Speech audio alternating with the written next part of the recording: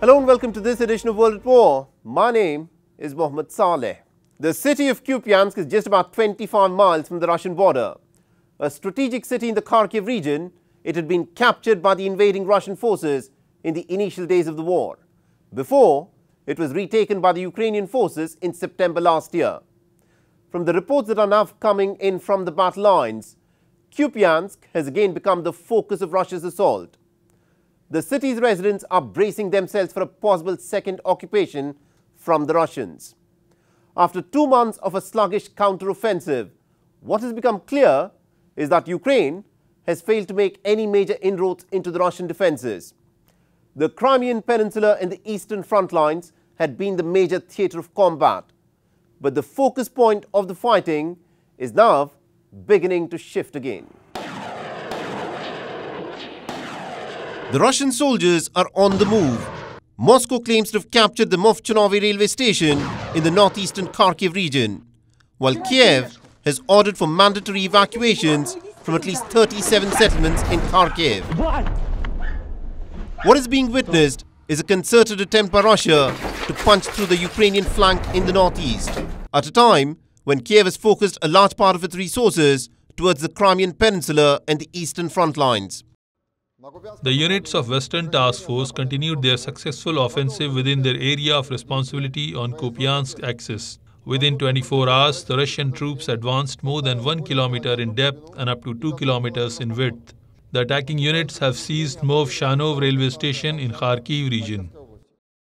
At the beginning of this war, Kupiansk was under Russian occupation for over 6 months, before the Ukrainian soldiers, with the help of Western weapons, overran the Russian positions in Kharkiv in a lightning strike. Kupiansk is a major railway hub with 5 intersecting lines, one of which leads directly into Russia, and its strategic importance cannot be overemphasized. Capturing Kupiansk for Russia will be a major boost, as this was a city that Ukraine had liberated just 11 months ago. On the 5th of August, Russia claimed to have captured the village of Novoselivsky, and this is what now remains of the village. On the 11th of August, Ukraine declared a nationwide air alert as air sirens rang out over Kiev, while the city of Pokrovsk, which has witnessed repeated missile strikes, reported 8 fatalities. Most of the people killed were sitting inside the safety of their homes when the missile struck. So while the common people suffer, the politicians are busy pushing the next pawn on the chessboard. The fear that the Ukraine war can spill way beyond the borders of Ukraine is very real. To counter the Wagner mercenaries who are now training along the Belarusian-Polish border, Poland has now begun to pump in over 10,000 troops to support their border guards. We have to be ready for any scenario on the Poland-Belarus border. We do not exclude any, and that is why we decided to move the army closer to the border with Belarus to strengthen the border and to scare away the aggressor. That's what we mean, to scare away the aggressor so that the aggressor does not dare to attack Poland. But this is little solace to the people who are just 3 miles inside of the Polish border. I have a son in the army. He is in the military. I'm worried about him. I have grandchildren. I have a disabled husband.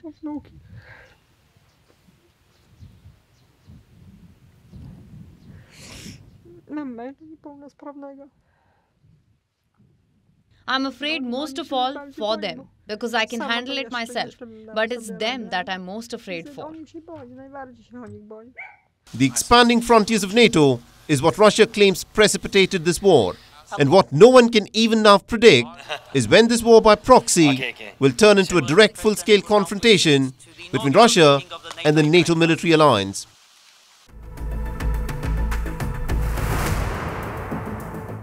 What constitutes a dangerous maneuver on the high seas? On the 5th of August, in some pretty dramatic scenes, a Chinese Coast Guard ship fired a water cannon on a Philippine military supply ship. Beijing later said that it had taken only some necessary action against Filipino boats that had illegally entered into its waters. But Manila condemned the Chinese action as illegal excessive and dangerous. At the heart of this conflict this time round is a grounded warship in the Spratly archipelago in the South China Sea. What is interesting is that this warship was purposely grounded by the Philippines in 1999 to assert its sovereignty claims over the Spratly Islands. It has since then been used as a military outpost by the Philippines. China wants the grounded warship to be towed out of the Spratly Islands, but Philippines remains defiant. Our next report gets you the details. This grounded warship that is gathering rust in the South China Sea is at the heart of a raging dispute between the Philippines and China. The Second World War era warship called the Sierra Madre was deliberately grounded by the Philippines in 1999 and is now operated by Manila as a military checkpost. On the 5th of August, one of Philippines' military supply boats was challenged by a Chinese Coast Guard ship with a water cannon. The incident sparked an immediate diplomatic spat. The Philippine President Ferdinand Marcos Jr. struck a defiant tone and insisted that the Philippines will not be cowed down. But this, though, is not the first time that a Chinese Coast Guard ship has used a water cannon on a Philippine supply boat. A similar incident had played out in November 2021 as well. China has demanded that the Philippines should either tow away its rusting warship or it should stop sending construction materials that are used for large-scale repair and reinforcement of the warship. It has further taunted Manila that the only reason it is resorting to this type of supply missions to its grounded warship is because it is being encouraged by Washington to do so. China lays claim to the whole of the South China Sea, even though there are several other nations that are present in the region. The United States regularly carries out freedom of navigation exercises through these contested waters. In the month of March earlier this year, the United States announced that it was building 4 new naval bases in the Philippines. Firing a water cannon is a statement of intent. But considering how tenuous the situation in the South China Sea is, it won't always be water cannons that will be fired in the next confrontation.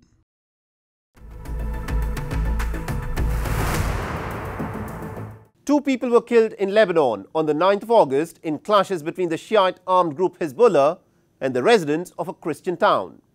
The deadly violence broke out after residents surrounded an overturned truck on a major highway linking Beirut to the Bekaa Valley in Syria, which they claimed was actually carrying weapons and ammunition for Hezbollah. Both sides have now blamed each other for opening fire first, and in the ensuing exchange of fire, both sides lost a member.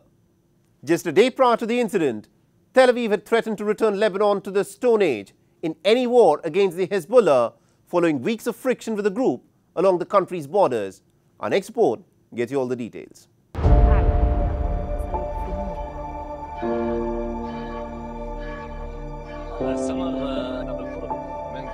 Deadly clashes erupted between the members of Iran-backed Hezbollah group and residents of a Christian town when a truck carrying weapons and ammunition overturned on a road cutting through the mountain town of Kahale.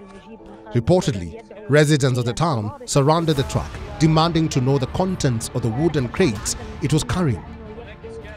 The road connecting Beirut and Damascus was also swiftly sealed off by the townspeople. Approximately 10 Lebanese army vehicles were deployed around Kahale the next day, who seized ammunition and secured the area. Mayor of Kahale, Abdo Abi Hali, alleged that the Hezbollah members escorting the truck opened fire in a bid to keep the residents at bay, killing one person. Even though the man's family claimed that he was an innocent passersby, a poster erected on a church showed him holding an AK-47 rifle. At the road of Kahale, a truck that was being escorted by a security convoy fell. Some of the people got out of the vehicles and stood in front of it to prevent people from approaching. The truck driver was hit during the accident. One person approached to see what was happening to help the driver, but security forces of the Hezbollah party asked them not to approach. So there was a dispute and they shot at the people, the cars and the residents here. A young man was killed in front of his house in Kahale. Refuting the claim, Hezbollah issued a statement claiming the militias present in the area gathered and attacked the convoy. They first pelted stones and then opened fire. wounding one member of the escorting party, who later succumbed to his injuries. The next day, hundreds of people gathered in the suburbs of Beirut for the funeral procession of slain Hezbollah member Ahmed Kassas. The voices of corruption and discord are claiming that they're the ones who fired first. That's not true. The videos are showing. Their own videos and footage clearly demonstrate that they initiated the attack on our youth. They were the first one to open fire on them, which compelled our youth to retaliate after the martyrdom occurred. Recent weeks have seen face-offs between Lebanese civilians, Hezbollah operatives, and Israeli troops across the fortified frontier. Israeli Defense Minister Yoav Gallant, while touring the Lebanese border area one day prior to the violent clashes, had threatened Lebanon of dire consequences. I warn Hezbollah and Nasrallah not to make a mistake. You have made mistakes in the past and paid very heavy prices. If God forbid an escalation or warfare incidents develop here, we will return Lebanon to the Stone Age. We will not hesitate to use all of our power and to erode every meter of Hezbollah and of Lebanon if required. Do not make a mistake. We do not want a war, but we are prepared to protect our civilians, our soldiers, and our sovereignty.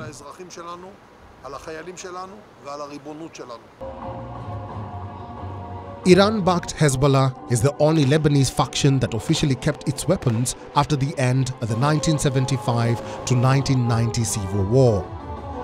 The second smallest Asian country has witnessed an escalation in political tensions between the Iran-backed Hezbollah and pro-Western Christian parties recently. And this recent skirmish only adds to the paranoia, distrust and tension the tiny, crisis-hit Lebanon is dealing with.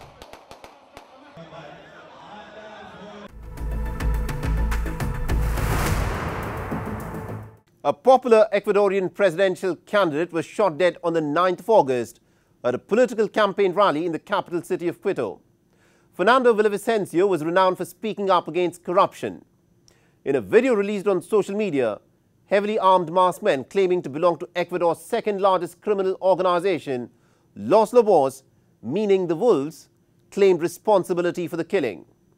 However, just a few hours later, another video surfaced in which another group that was not wearing masks this time round asserted that they were the real Los Lobos and denied any role in the assassination. Further, they claimed that the video that was released earlier was an attempt by the rivals Los Choneros to set them up for murder. Outgoing President Guillermo Lasso declared 3 days of mourning and a 60-day national state of emergency. National elections, though, that are slated to be held on the 20th of August will be held as per schedule. A historically peaceful country, Ecuador has witnessed an uptick in violence in the last year as drug traffickers have flocked to the South American nation. Our next report gets you more details. ¡Viva Quito! En esta ciudad. Long live Quito, in this city where we fought the greatest battles against tyranny, in this city where we wrote great stories about tyranny, in this city we are going to write, on August 20th, the final story of the rebellion of democracy, of the struggle against corruption, against the mafia that have subjugated our homeland for 20 years. On August 20, comrades, a choice will be made between the mafia and the homeland. Either the gangsters triumph and return, or the good people, the Democrats, the brave people win the battle and get the homeland back. This is the speech delivered by the Ecuadorian presidential candidate shortly before he was shot dead.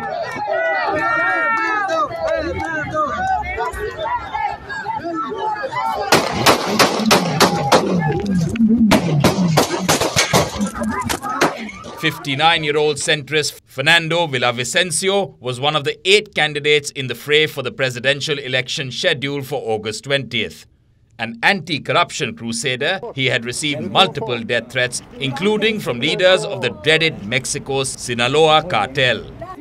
Reportedly, as many as 30 shots were fired by assailants who ambushed him outside the sports center where the campaign rally was held. A married man with 5 children, Villavicencio was assassinated hitman style with 3 shots to the head. 9 others were injured in the attack, including a congressional candidate and 2 policemen. One of the alleged attackers was shot and killed by the security personnel. 6 other suspects were arrested in raids carried out in southern Quito and in a neighboring town. A former journalist who served in parliament, Villavicencio, was one of the most critical voices about corruption, especially during the 2007 to 2017 government of President Rafael Correa. His efforts led to President Correa being sent to imprisonment for 8 years. Though not the front-runner, the candidate of the Build Ecuador movement was the second most popular among presidential hopefuls, who polled in at 13% behind Luisa Gonzalez, considered close to former left-wing president Rafael Correa. Gonzalez and other presidential candidates denounced the murder and said that they were suspending their campaigns. Ecuador's outgoing president Guillermo Lasso, who is not seeking re-election, opined that the assassination less than 2 weeks before the presidential elections amounted to a political crime. This is a political crime which has the character of terrorism, and we do not doubt that this murder is an attempt to sabotage the electoral process. All the authorities gathered here will stand together and agree that in the face of the loss of a democrat and a fighter, the elections will not be suspended. On the contrary, they must be held and democracy has to be strengthened. In recent years, Ecuador has been hit hard by a wave of violence linked to drug trafficking, which in the midst of an electoral process has already claimed the lives of a mayor and a parliamentary candidate. There has been an uptick in drug trafficking, violent killings and child recruitments by gangs. The homicide rate has doubled between 2021 to 2022. In the backdrop of such a dismal scenario, the gruesome killing of a popular presidential candidate doesn't evoke much positivity. Here's hoping the Ecuadorian population chooses wisely on the election day and deliver a death knell to the drug mafia.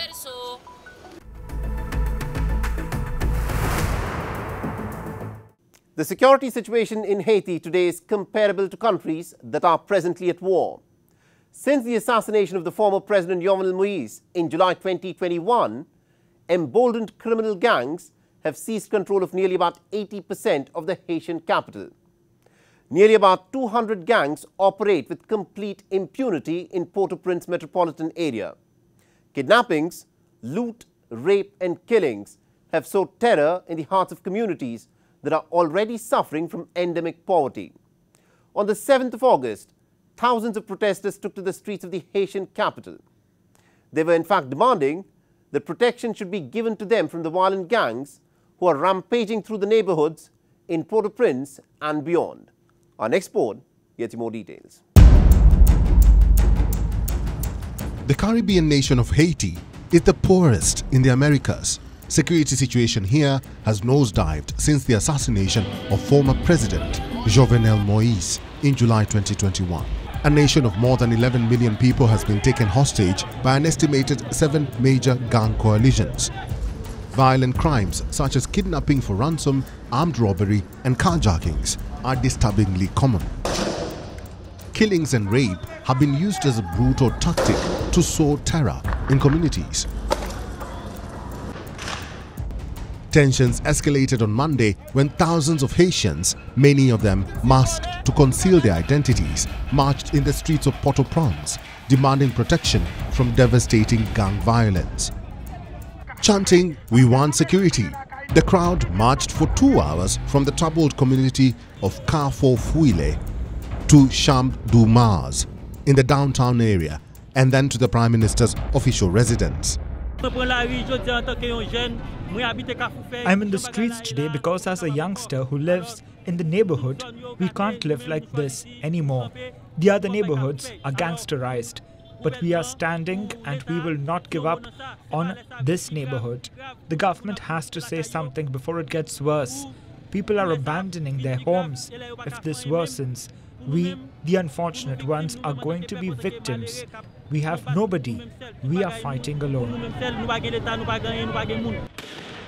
In a bid to break the demonstration, the police fired tear gas on the protesters. Angry protesters responded by lighting up tires and setting ablaze government vehicles. The United Nations Refugee Agency estimates some 73,500 people fled Haiti last year driven out by gang violence and crushing poverty. Nearly half of Haiti's population, 5.2 million people, are in need of humanitarian assistance, and that's according to the United Nations. We can't sleep. We can't do anything. A police officer was murdered. We're demanding justice for him. And other police officers fired tear gas on us. It's been 4 months since we're fighting. We can't leave our home and sleep on the streets. The government doesn't care about us. In the first quarter of this year, more than 1,600 people were reported killed, injured or kidnapped, which is an increase of approximately 30% compared to the last quarter of last year. With gang violence expanding at an alarming rate, locals began to take things into their own hands. Some of the most horrific vigilante violence in the recent history of Haiti was witnessed. Last October itself, Haiti's Prime Minister, Ariel Henry, and other top-ranking officials had requested the deployment of an international armed force to help Haitian police restore law and order. In late July, Kenya had stepped forward to lead such a multinational police force. United Nations Security Council, though, is yet to vote on a resolution authorizing a non-United Nations multinational mission. An impoverished, exasperated, and increasingly desperate Haitian population awaits with bated breath.